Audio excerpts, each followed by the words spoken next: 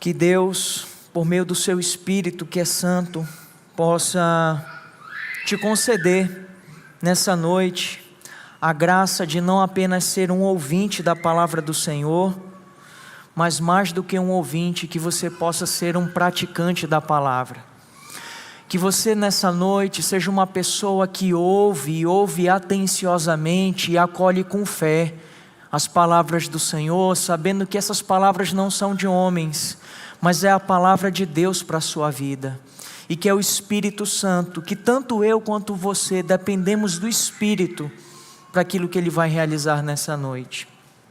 Que a sua disposição seja santa ao ouvir a palavra de Deus. Bom, dito isso, eu convido a todos a abrirem suas Bíblias em Atos capítulo 2.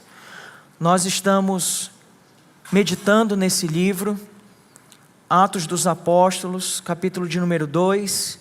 No domingo passado meditamos do verso 1 até o verso 4.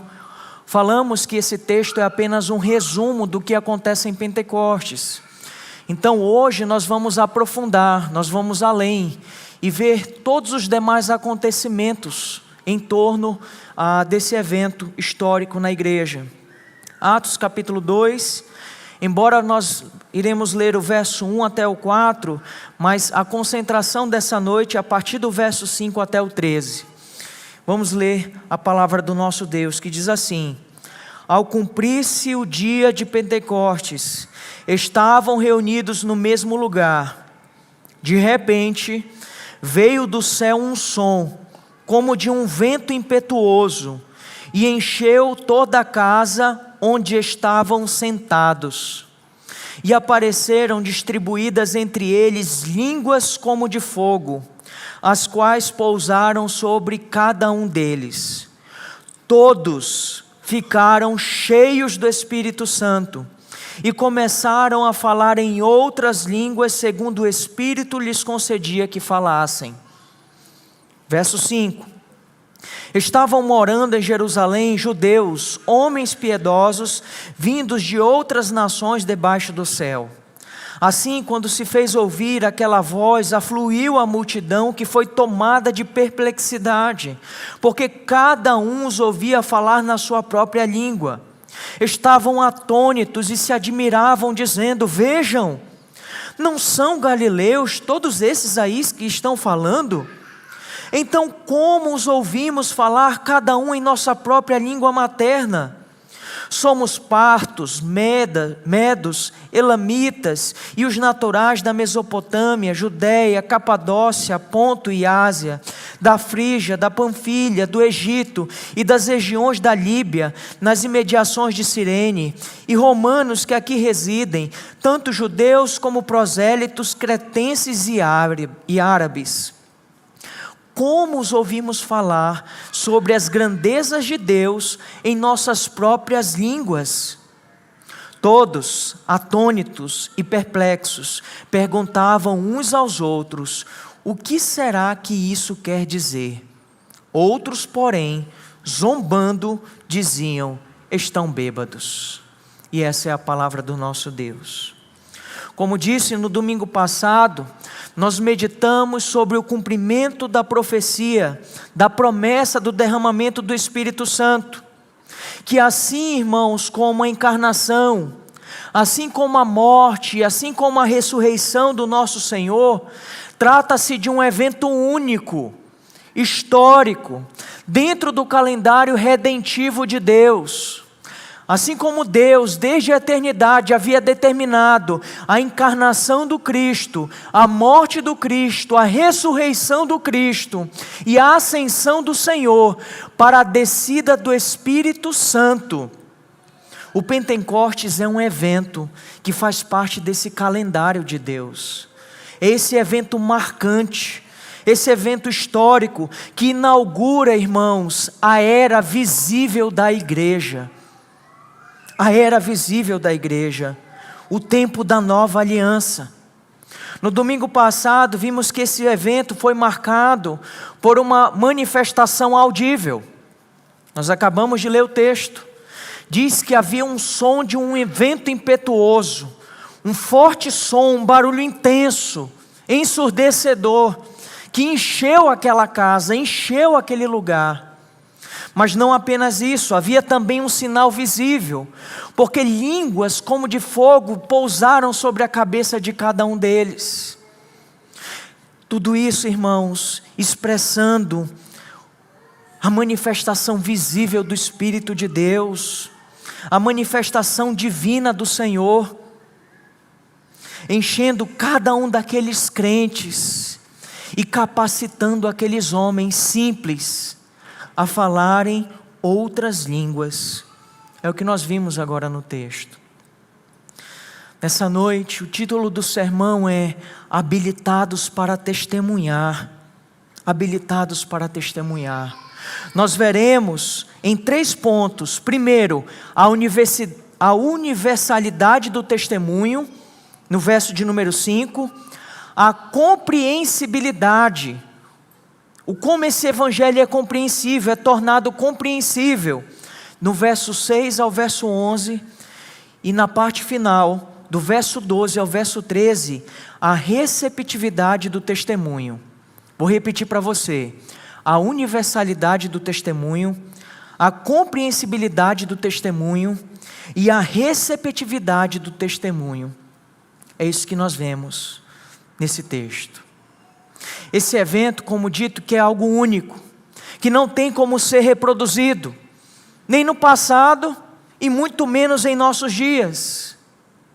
Eu não sei quantos já tiveram a experiência ou vieram de um ambiente pentecostal ou tiveram contato com a teologia pentecostal.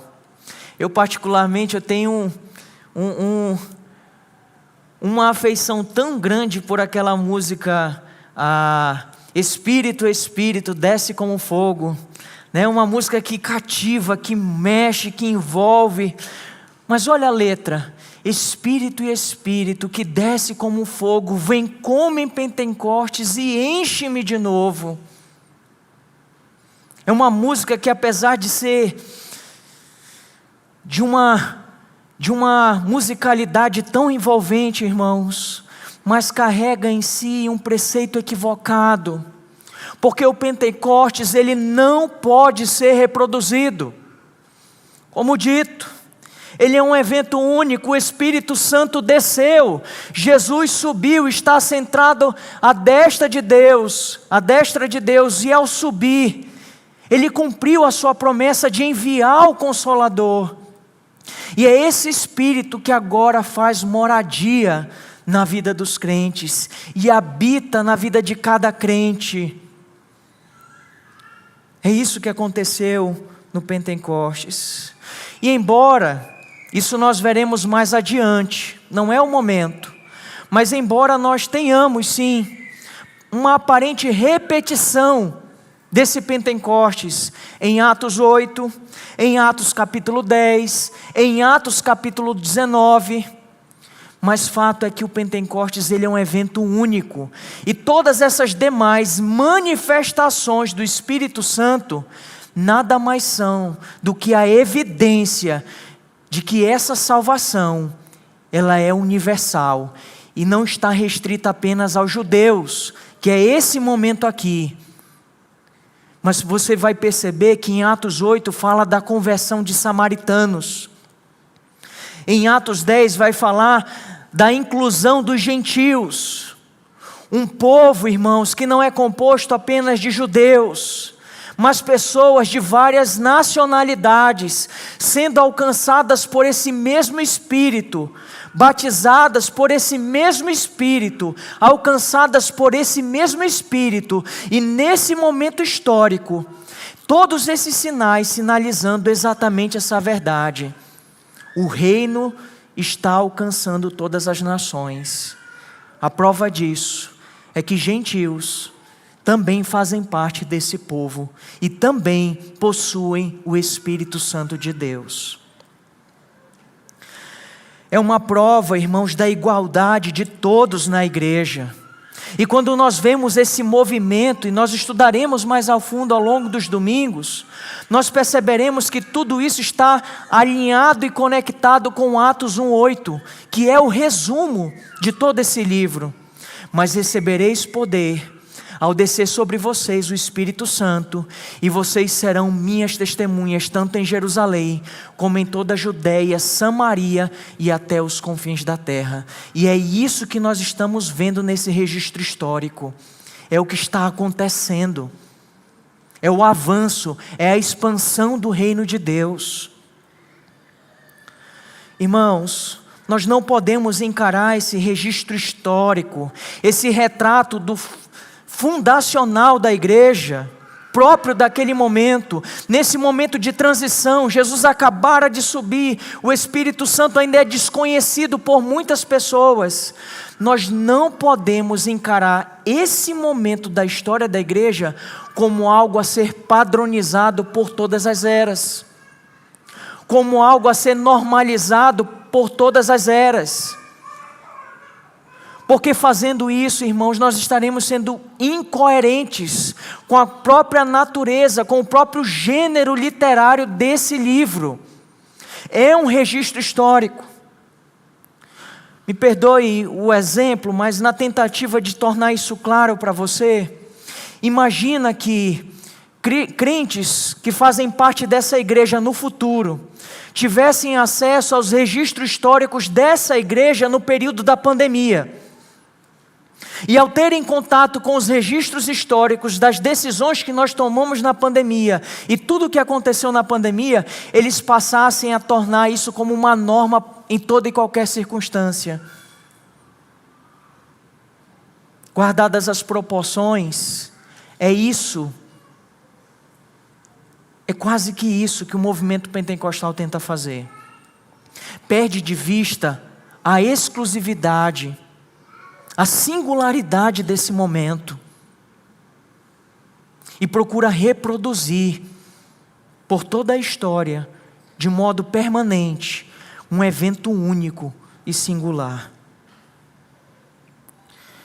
Bom, como nós observamos, e eu espero que isso fique mais claro ao longo dos domingos, o verso 5, iniciando, diz assim: estavam morando em Jerusalém judeus, homens piedosos, vindos de todas as nações debaixo do céu. Olha aqui as circunstâncias, a ocasião que é descrito esse momento. Judeus que antes estavam dispersos, judeus de várias nacionalidades, que por conta do exílio, por conta de toda a dispersão, agora se encontravam reunidos em Jerusalém, muitos por ocasião do próprio Pentecostes. É descrito aqui que esses judeus eram judeus piedosos, então eram homens tementes a Deus, pessoas que procuravam obedecer à lei do Senhor. Eram judeus, irmãos, de várias nacionalidades, alguns ali até prosélitos, ou seja, pessoas que haviam se convertido ao judaísmo. E em meio a tudo isso, eles mesmos, espantados com tudo o que está acontecendo nesse momento, eles retratam de onde eles eram, e Lucas registra. Olha só o que diz o verso 9 até o verso 11. Somos partos, medos, elamitas, os naturais da Mesopotâmia, Judeia, Capadócia, Ponto e Ásia, da Frígia, da Panfilha, do Egito e das regiões da Líbia, nas imediações de Cirene, e romanos que aqui residem, tanto judeus como prosélitos, cretenses e árabes. Há aqui, irmãos, pelo menos 15 nacionalidades. E Lucas, ele organiza de uma maneira muito intencional, descrevendo exatamente, irmãos, a pluralidade, a diversidade de línguas. Aquilo que naquele período poderia ser reconhecido como pessoas de todos os lugares do mundo, porque era o mundo conhecido da época, o mundo antigo, o mundo civilizado. Eram pessoas de todos os lugares, de norte a sul, regiões do Oriente, da Ásia Menor, da África, de Roma, de Creta, da Arábia.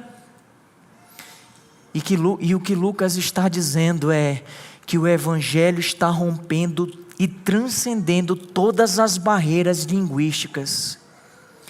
E o Evangelho está se tornando conhecido a gente de todos os lugares, nesse momento. O poder desceu, irmãos, e Jesus está sendo testemunhado a pessoas de várias nacionalidades. Nós supomos, irmãos, que no verso 6, essas pessoas elas foram atraídas pela curiosidade do barulho. O barulho do vento, ensurdecedor. De onde é esse barulho? Qual é a origem desse barulho?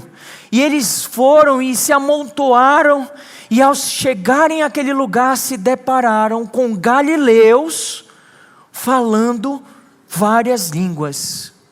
É o que diz o verso 6.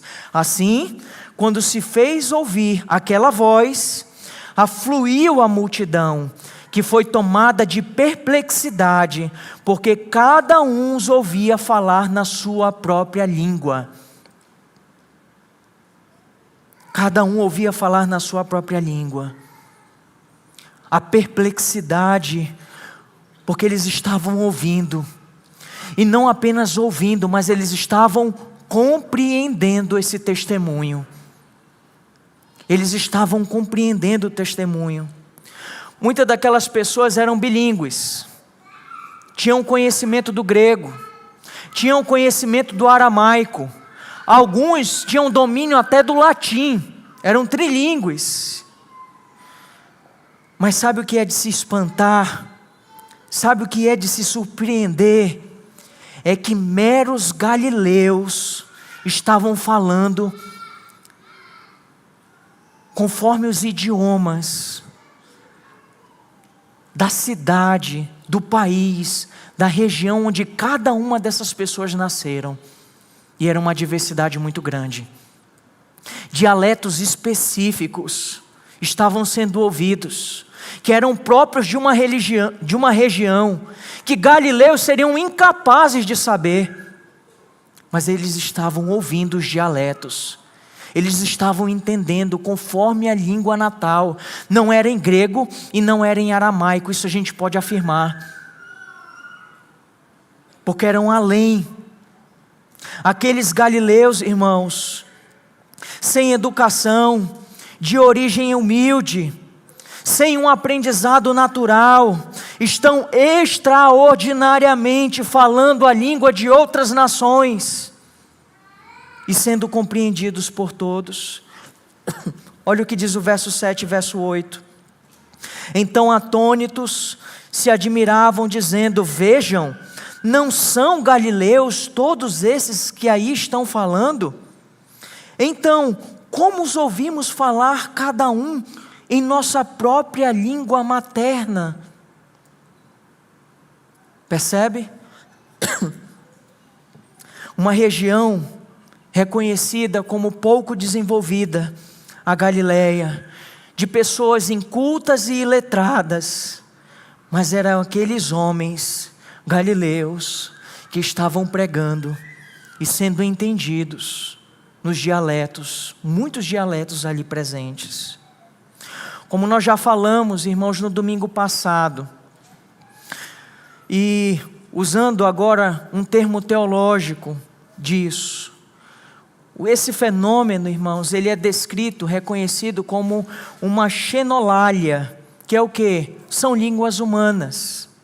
Ao contrário da glossolalia, que são línguas estranhas, Atos está registrando claramente um evento de xenolalia.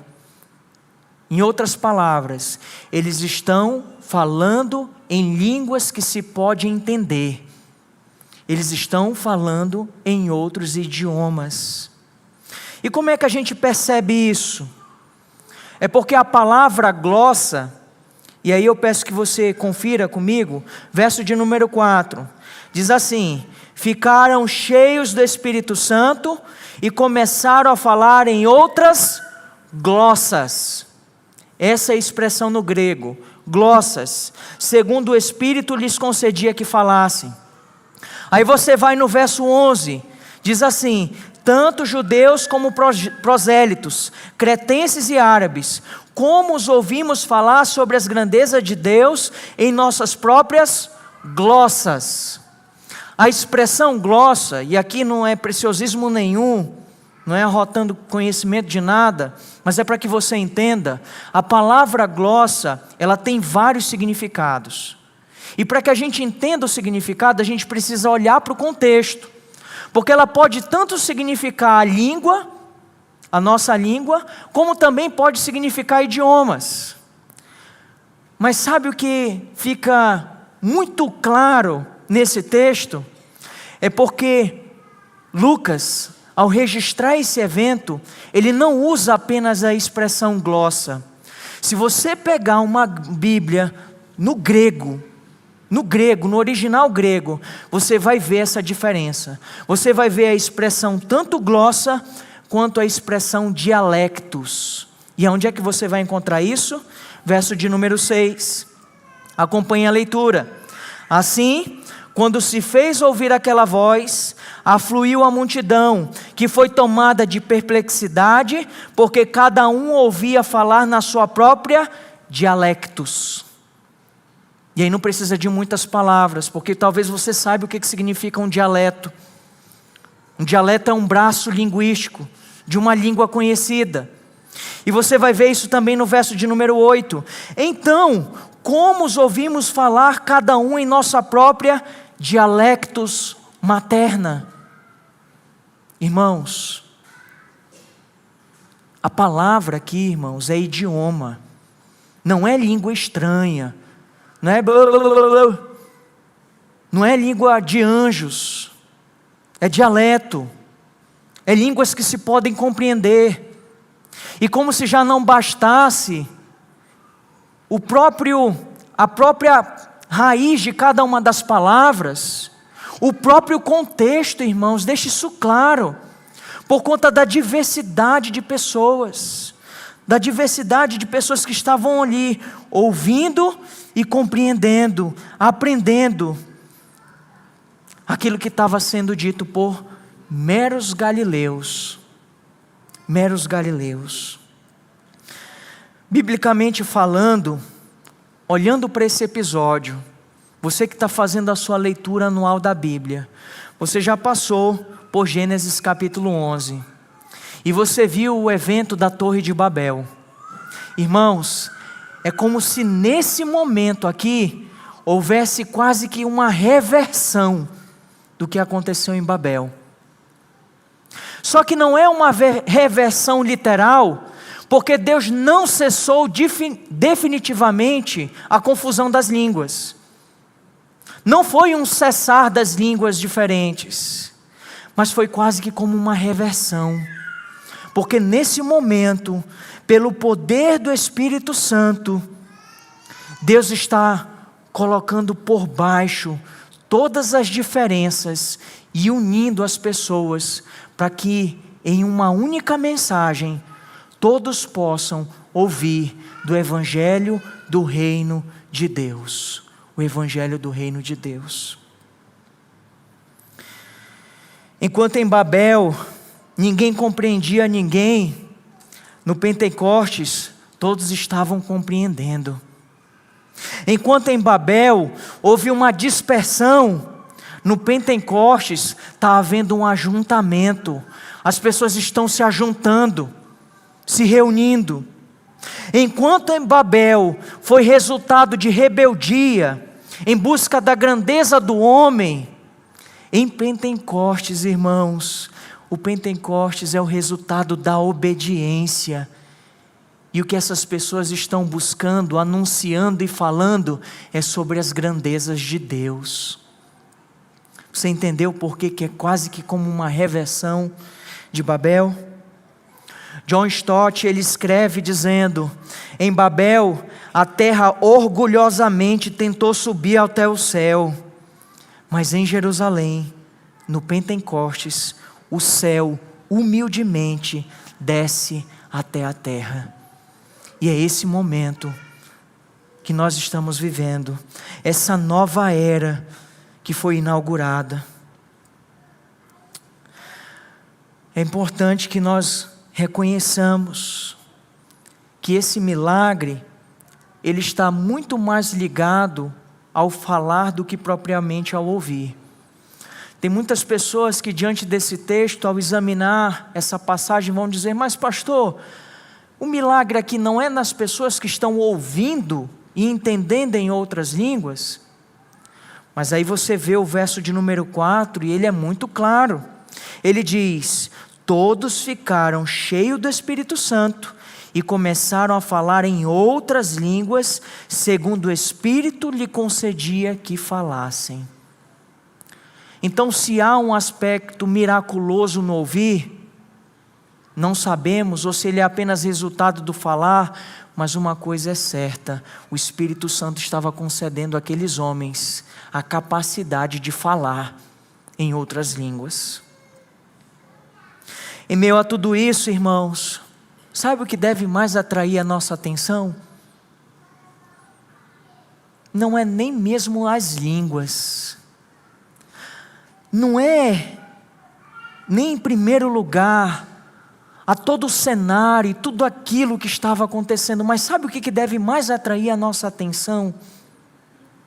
É o conteúdo da mensagem, é o que aqueles homens estavam falando, que era algo tão importante, que era necessário que aquelas pessoas compreendessem, e que pela intervenção de Deus eles passaram a compreender. E sabe qual é o conteúdo dessa mensagem? Olha o verso 11. Tanto judeus como prosélitos, cretenses e árabes, como os ouvimos falar sobre as grandezas de Deus em nossas próprias línguas. É como foi dito no domingo passado. Tem muitas pessoas que querem ser cheias do Espírito Santo e associam o fato de ser cheio do Espírito Santo a muitas coisas, e geralmente relacionadas a manifestações de êxtase, a emocionalismo. Mas sabe qual é a evidência de uma pessoa cheia do Espírito Santo? E eu reforço mais uma vez para você nessa noite: é uma pessoa que abre a sua boca e expressa com toda a ousadia as grandezas de Deus. É uma pessoa que está pregando sobre as grandezas de Deus, em toda e qualquer circunstância, aonde Deus o colocar, ele é um arauto, que está anunciando as grandezas do Senhor.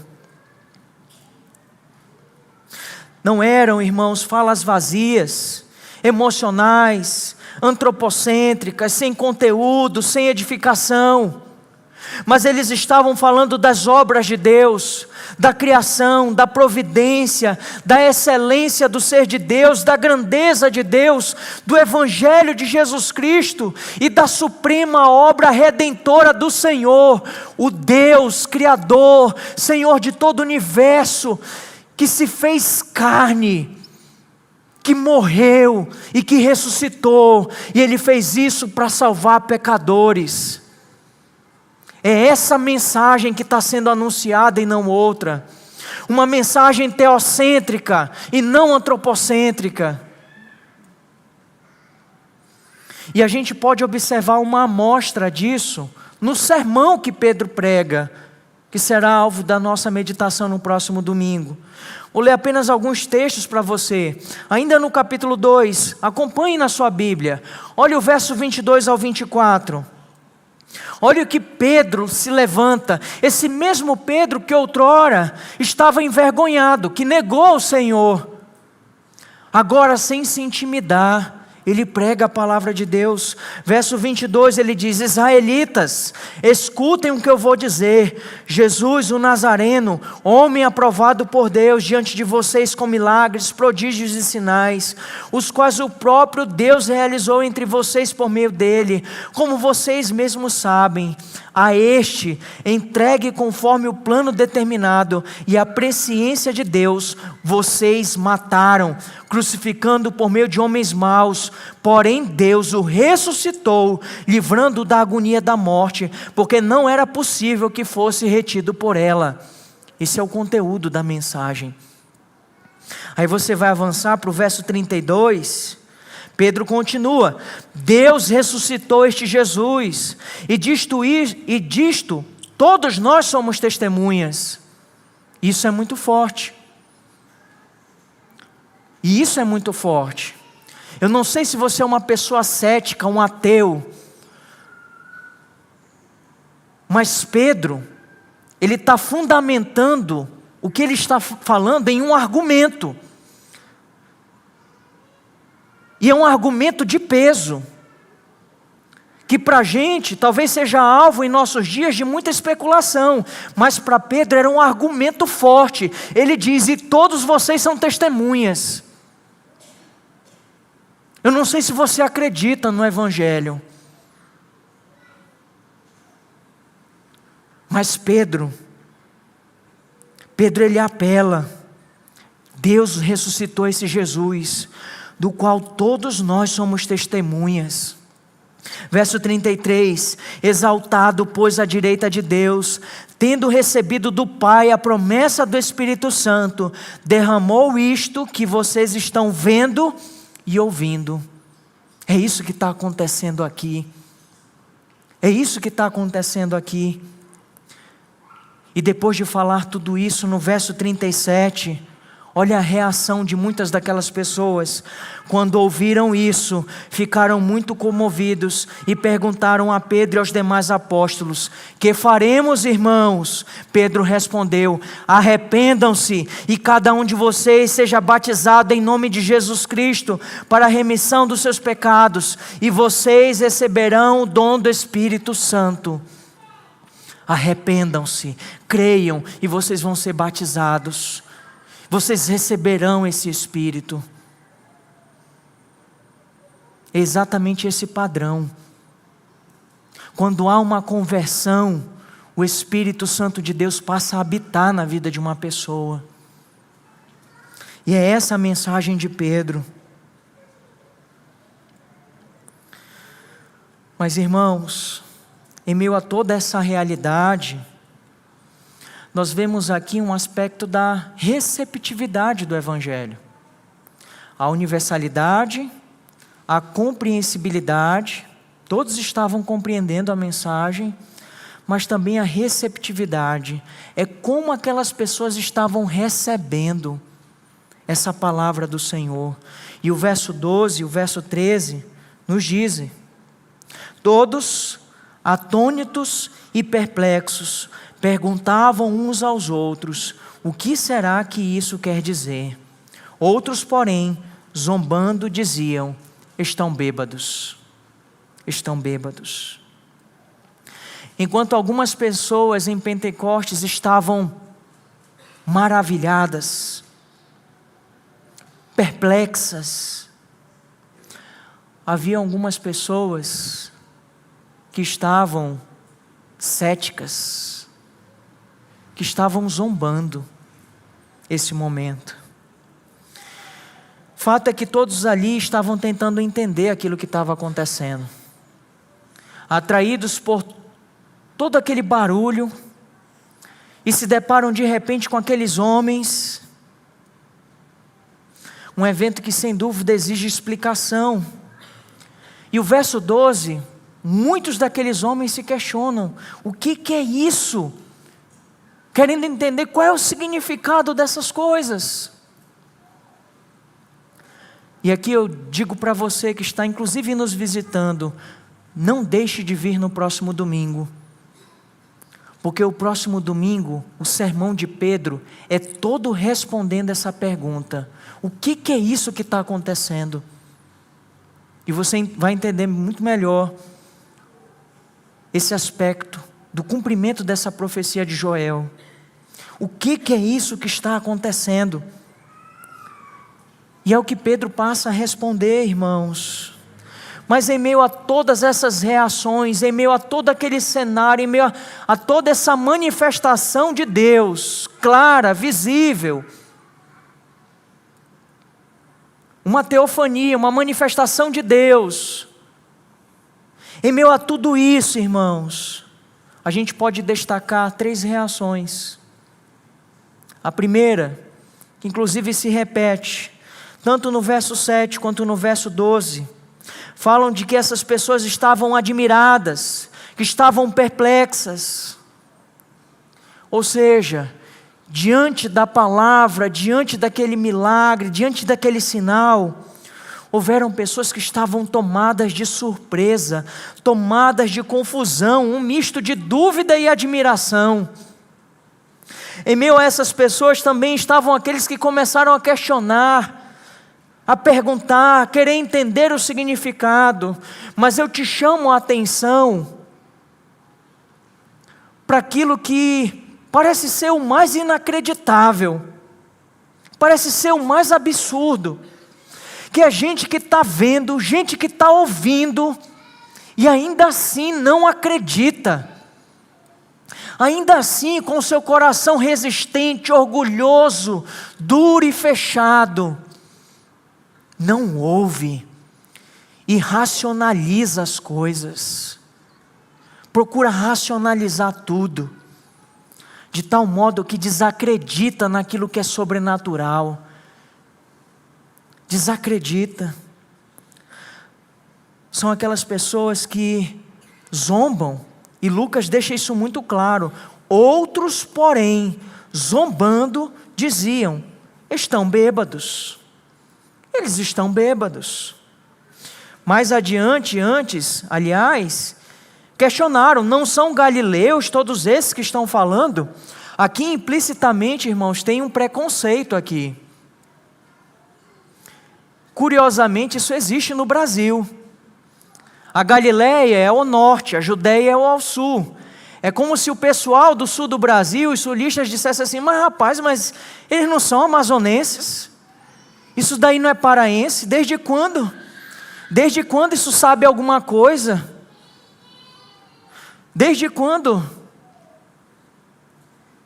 Porque coisa boa é só do sul, os pastores bons são de lá. Esses daí do norte, que sabe de nada? Fazendo a comparação, irmãos, é como se fosse isso, eles estão zombando. Gente que não sabe de nada, não são galileus. Mas o que é pior, debocham dizendo que estão embriagados, fora de si, dominados pelo álcool. Isso não é muito diferente dos nossos dias, sabia? Não é muito diferente. Assim como não é diferente desse momento que nós estamos aqui hoje à noite. Porque eu sei que você não é surdo, e você está me ouvindo. E eu sei que você provavelmente tem uma capacidade cognitiva boa, capaz de entender tudo o que está sendo dito. Mas sabe o que é triste? É que mesmo diante de tudo isso, você pode rejeitar, recusar e não receber e nem acolher as palavras de Deus no seu coração. E é isso que causa tristeza. São pessoas, irmãos, que são céticas e às vezes até escarnecem. Por quê? Porque é possível ouvir e entender e ainda assim não se arrepender e nem crer. Não se arrepender e nem crer. É você sair desse lugar e continuar sendo a mesma pessoa que você entrou. Bom, isso é o que esse texto nos retrata. É uma descrição histórica de um evento único na igreja. A promessa se cumpriu. O Espírito Santo desceu, e esse mesmo Espírito que ressuscitou Jesus dentre os mortos, agora ele habita, não em templos feitos por mãos humanas, mas ele habita na sua vida, você que é crente, no seu coração. E agora ele enche as nossas vidas com a sua presença.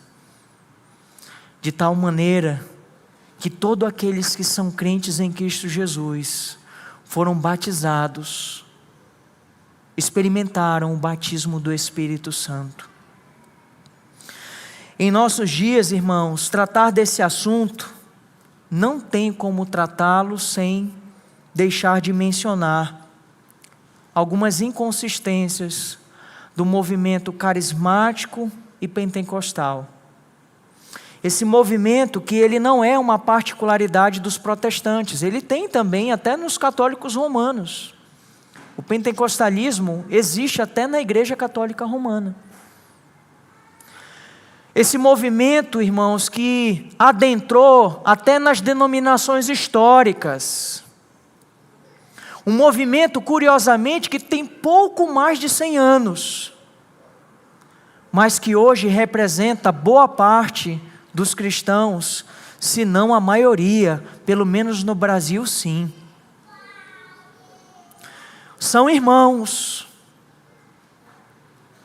mas que infelizmente entendemos que há alguns erros e algumas inconsistências que prejudicam o crescimento, a edificação dessas pessoas, desses irmãos.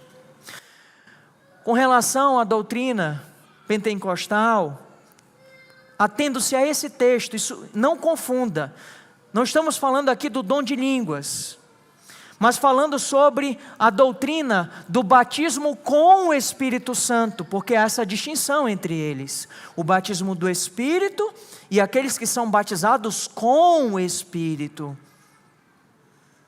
Há uma doutrina toda construída em torno dessa suposição. Uma doutrina, irmãos, que acaba por categorizar os crentes. Crentes de primeira categoria e crentes de segunda categoria. Você que já foi do meio pentecostal, você sabe do que eu estou dizendo. De você às vezes ser escanteado porque você não tinha as manifestações de línguas estranhas.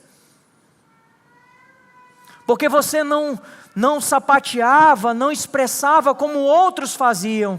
E você às vezes buscando essa experiência não atingia isso. E por vezes forçando uma coisa, por vezes criando até internamente, até mesmo se enganando, tentando forçar uma situação.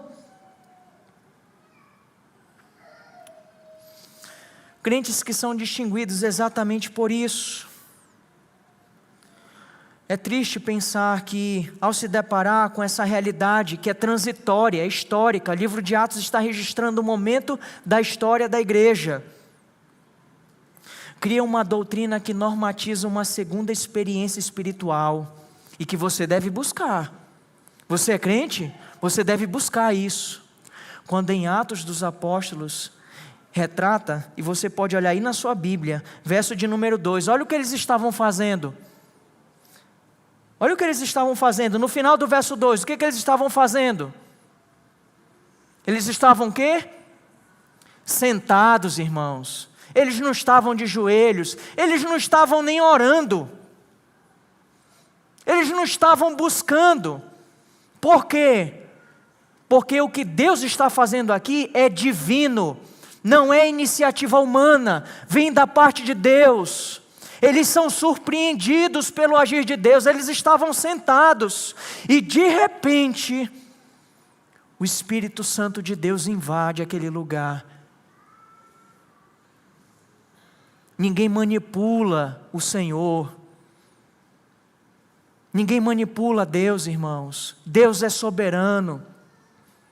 Ninguém fabrica avivamento, ninguém fabrica. É Deus que opera, é Deus que faz, é o Espírito dEle. E por meio dessa doutrina procuram normatizar essa experiência espiritual que é fruto de uma busca pessoal e que é evidenciado pelo falar em línguas estranhas, mas que nem todas as pessoas podem experimentar isso. Quando nós olhamos em Atos capítulo 2, e esse momento em que as pessoas são batizadas do Espírito, todos ficaram cheios do Espírito. Não é só para alguns, não é para quem buscou mais e outros buscaram menos. Não, todos foram batizados, todos ficaram cheios do Espírito Santo. Todos os que creem, todos. Com isso, irmãos, estes irmãos, eles desprezam o gênero histórico do livro de Atos, padronizam uma realidade temporal e transitória de sinais, que tem por finalidade testificar a universalidade da mensagem e a autoridade apostólica. Porque os apóstolos vão até aqueles homens, pregando, anunciando e falando do Espírito Santo, que era uma realidade desconhecida. Desconsidera, irmãos, o contexto, que o propósito aqui de fato é retratar um evangelho que é multirracial, multinacional e multilinguístico. Em se tratando aqui de Atos 2, em que trata de batismo, em que trata do enchimento do Espírito Santo, aqui nós não temos línguas estranhas. A evidência não são línguas estranhas. Perde de vista que o batismo do Espírito foi algo divino e não humano. Veio sobre todos os crentes indistintamente, e que essas línguas eram idiomas. A gente precisa, irmãos, levar em consideração essas verdades. E depois de dar essas considerações finais, me permita aplicar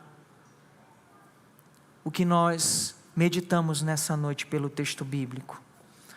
Primeira aplicação é o propósito da existência da igreja. Sabe por que a igreja existe? Sabe qual é o propósito da igreja? E a gente fala de igreja no sentido universal, não do Edir Macedo. A igreja mística, o corpo de Cristo. Mas falando, irmãos, até mesmo sobre, sabe qual é o propósito dessa igreja local aqui, Igreja Batista Shekinah? É proclamar as grandezas de Deus. Foi para isso que Deus nos deu o seu Espírito. É por isso que nós estamos vivos até o dia de hoje. É por isso que nós estamos aqui, proclamar as grandezas de Deus. Essa é a razão da existência da igreja.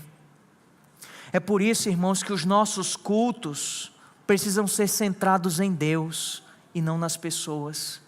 É por isso que as mensagens precisam ser cristocêntricas e não antropocêntricas. É por isso, irmãos, que tudo que nós fazemos deve visar a glória do Senhor.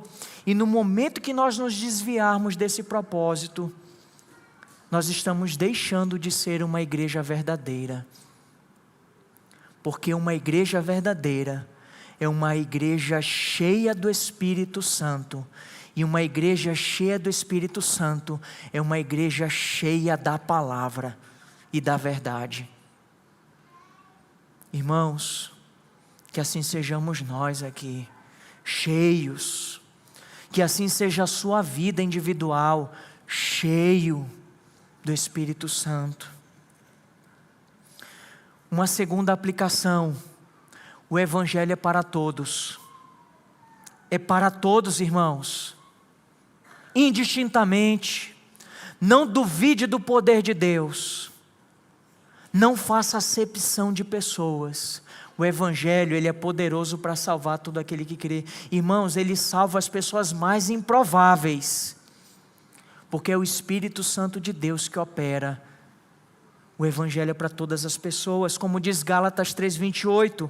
Assim sendo, não pode haver judeu nem grego, nem escravo nem liberto, nem homem nem mulher, porque todos vocês são um em Jesus.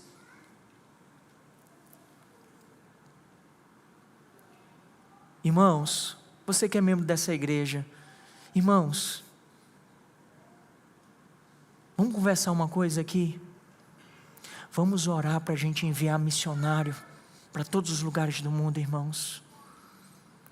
Vamos orar para que Deus nos dê recurso e levante jovens dessa igreja para a gente enviar para o interior, para a gente enviar para outros estados, irmãos, para iniciar trabalhos bíblicos, enviar pessoas preparadas para anunciar a palavra de Deus, porque tem muita gente brincando de fazer missões, tem muita gente passeando pelo mundo, mas vamos fazer missões, irmãos, porque nós queremos que Jesus volte, que Deus use, irmãos, essa igreja para isso, que muitos outros pastores sejam formados por essa igreja, pelo nosso seminário, que muitas outras pessoas sejam alcançadas pelo trabalho que está sendo realizado aqui, mediante a dependência do Espírito Santo de Deus, porque nós não estamos construindo um reino em torno de pessoas e de personalidades, mas é o reino de Deus, é o nome de Cristo, é o bom nome, a fama e a glória do nome de Cristo e de ninguém mais. Uma terceira aplicação: nem todos vão receber a palavra, nem todos, e não se preocupe com isso, porque às vezes a gente mede o sucesso do ministério e daquilo que nós estamos fazendo pela maneira como as pessoas recebem. Não meça por isso, não meça pelo que como as pessoas vão reagir, meça pela sua fidelidade. A questão é: você está pregando ou não o Evangelho? Você está sendo fiel ou não? Você está sendo ou não uma testemunha de Cristo? Você tem que ser uma testemunha de Jesus. Jesus te salvou para isso, Ele te encheu do Espírito para que você seja isso. Não meça pelos resultados, mas pela fidelidade. E quarta aplicação, irmãos, é o Espírito Santo que nos capacita para a missão. É o Espírito de Deus. E Ele pode fazer coisas extraordinárias. Não duvidamos disso. Eu acho que foi o pastor Frederico Orr, não sei quantos conhecem essa história, de que vindo para o Brasil, salvo engano foi ele que teve essa experiência, de que vindo para o Brasil, evangelizando nas calhas dos rios, sua esposa veio a óbito, e no momento que ele estava ali, pregando no culto fúnebre de sua esposa, no interior daqui do nosso estado, ele que não falava uma palavra em português, pregando em inglês,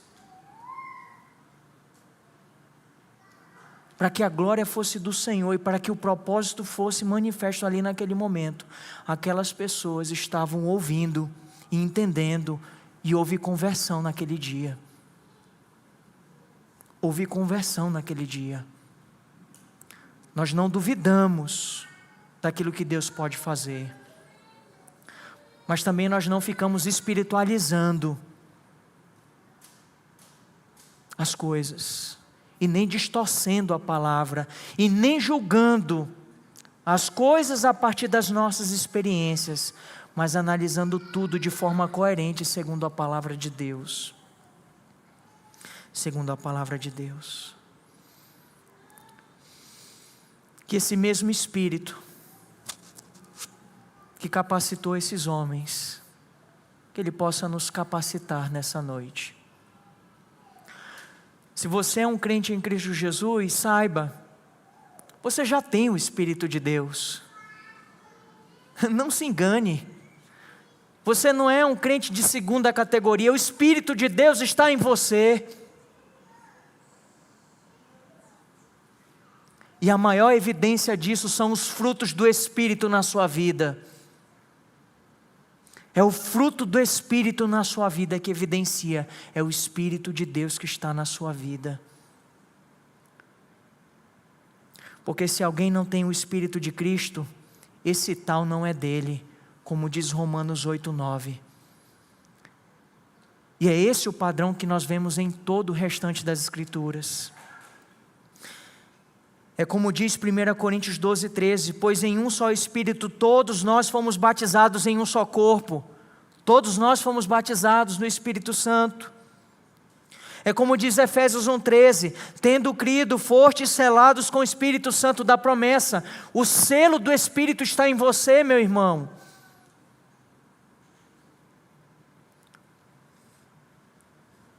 Nós temos o Espírito Santo do Senhor.